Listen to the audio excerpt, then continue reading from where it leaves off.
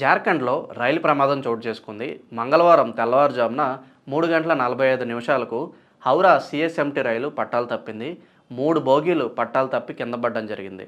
ఈ ప్రమాదంలో 2 ప్రాణాలు కోల్పోగా 6 ప్రయాణికులు గాయాలయ్యాయి. వారిని చికిత్స నిమిత్తం స్థానిక ఆసుపత్రికి తరలించారు. జార్ఖండ్లోని చక్రధర్పూర్ డివిజన్లో ఈ ఘటన చోటు చేసుకుంది.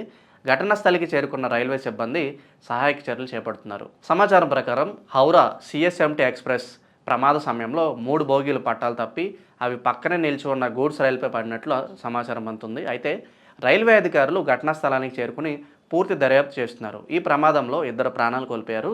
గాయపడిన వారిని ఆసుపత్రిలో చికిత్స నిమిత్తం వారిని తీసుకెళ్లడం జరిగింది. వీరిలో పలువురు పరిస్థితి విషమంగా ఉన్నట్లు తెలుస్తోంది.